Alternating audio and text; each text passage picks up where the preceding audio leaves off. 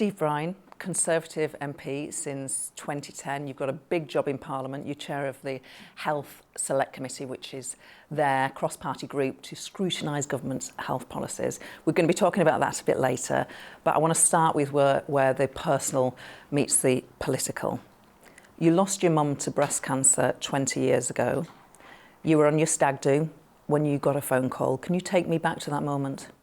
So I was on my stag do in Wales, and obviously she'd been ill for quite a while. And I was on my stag do in Wales, and it was the night after the night before, and I got a phone call to say, you need to get back to home pronto, which I did. And that was 20 years ago last month. So, but actually, you know, it goes back, I mean, like most breast cancer battles, it goes back a number of years. And I remember very clearly, you know, I was at university in Liverpool, living in a house with 6 other boys. It was very clean and orderly, as you can imagine. And of course, nobody had a mobile phone.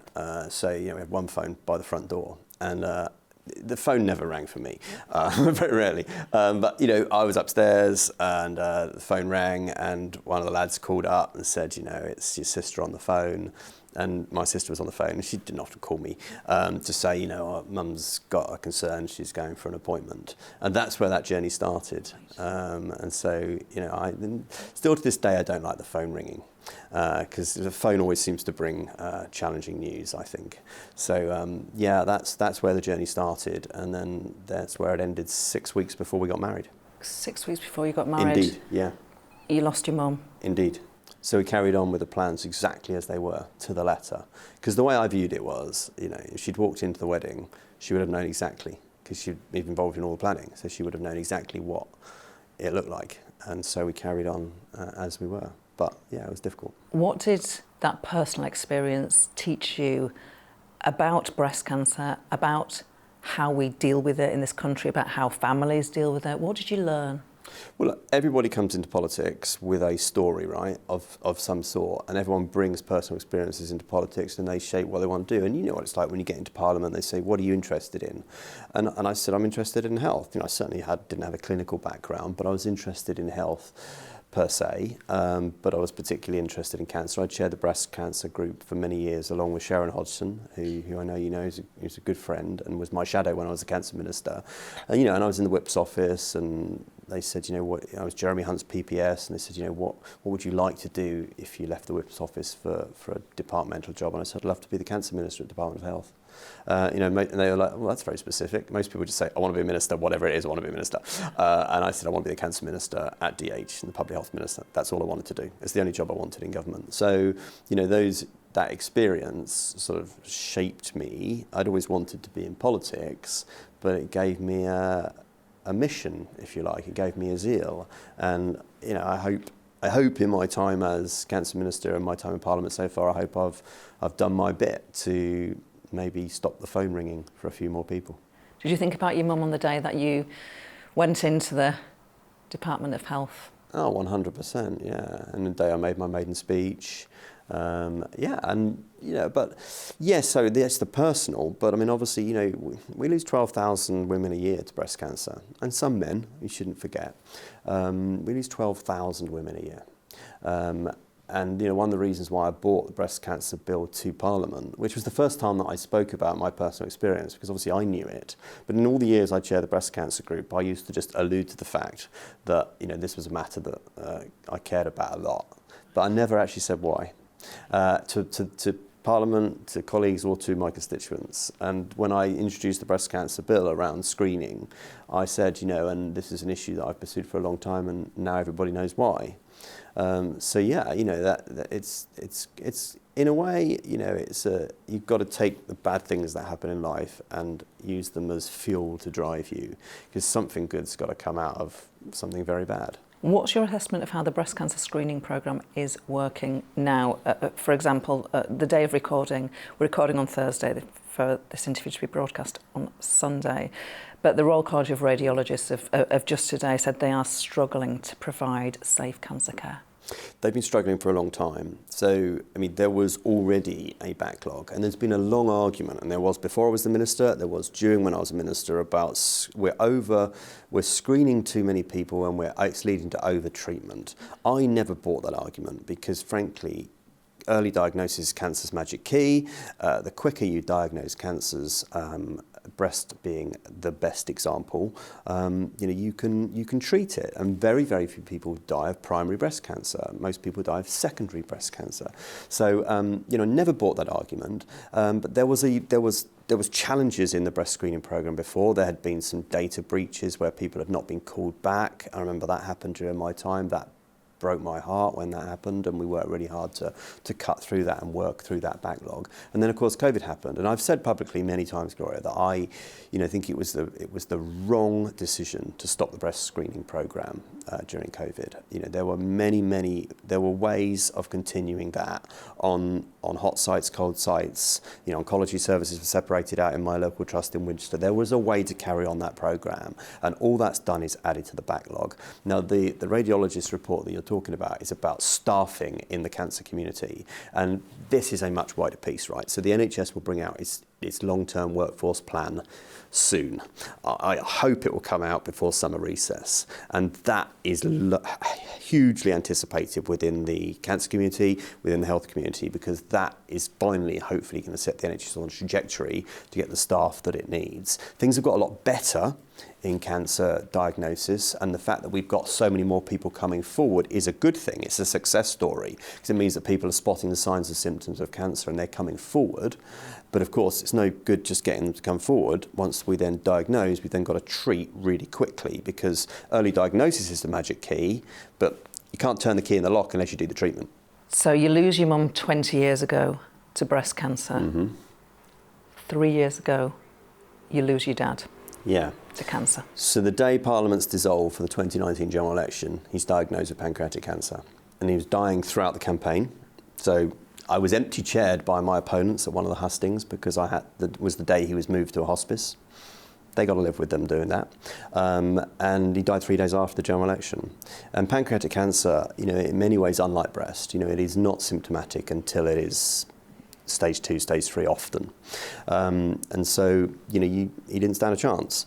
And that's why the Gallery trial is so important. And there's been a lot in the news recently on the Gallery trial, which is about a single draw of blood, which we think, and we're still trialling and we're still testing at the moment, could detect 50 different cancers at a non-symptomatic stage. I mean, we are talking holy grail here, because non-symptomatic detection of cancer in many cancers is the real magic key, and and pancreatic cancer is one of those where that would be an absolute game changer.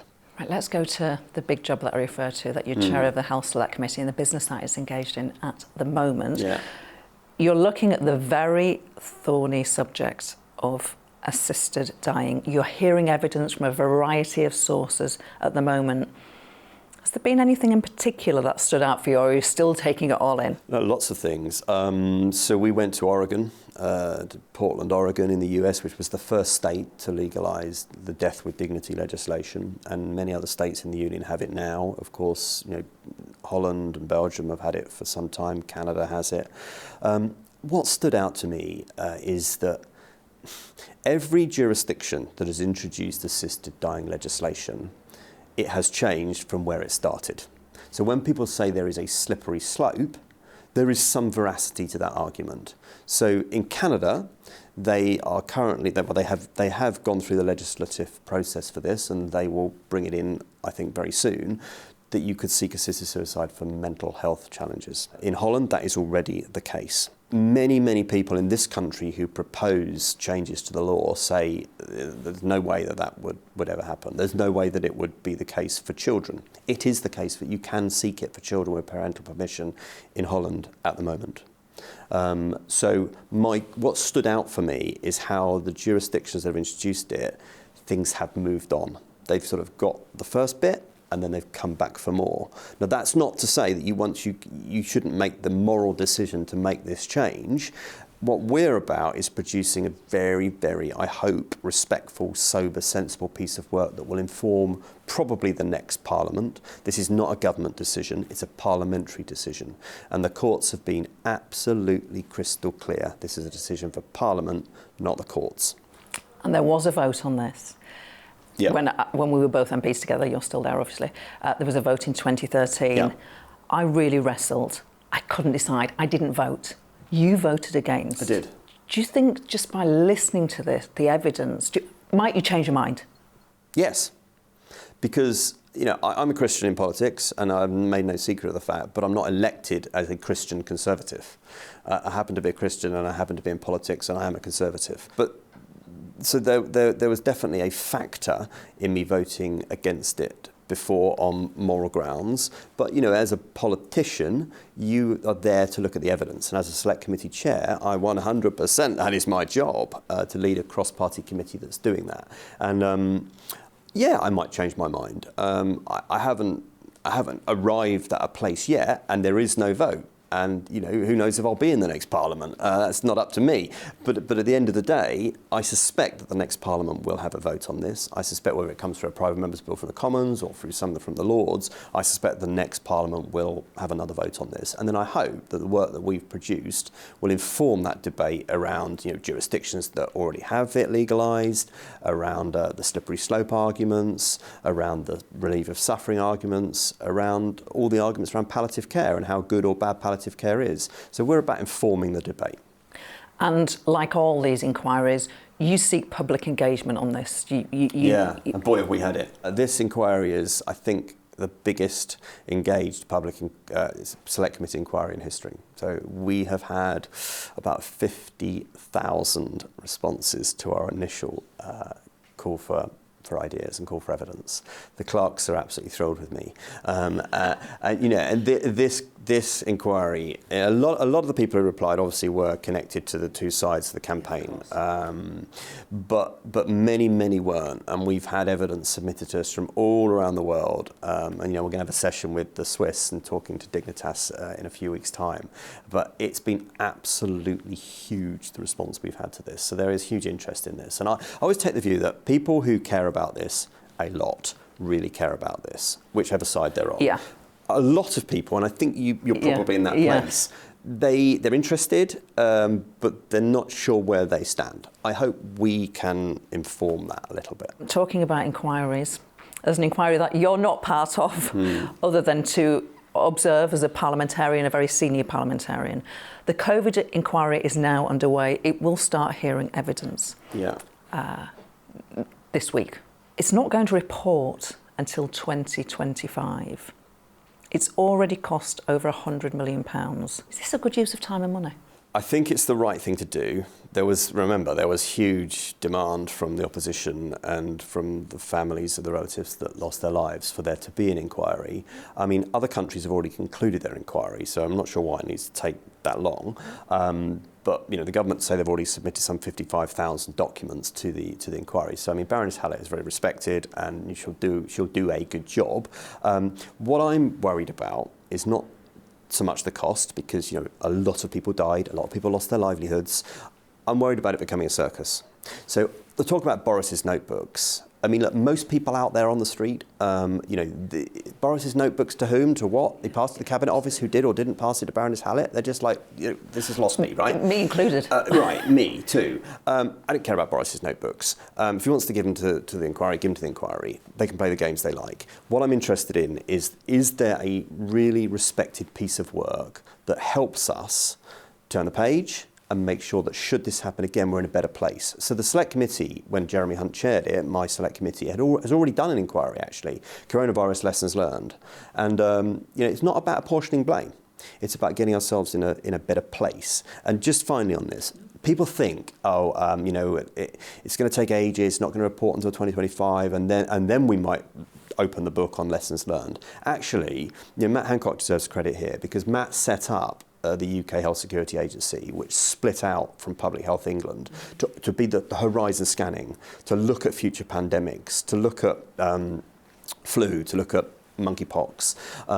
That's already happening. So, we've already learned some of the lessons of the pandemic, and it's not the case that nothing will move forward until 2025. So, direct answer to your question, yes, it's worth doing. Yes, I think the chair is good, and I respect her.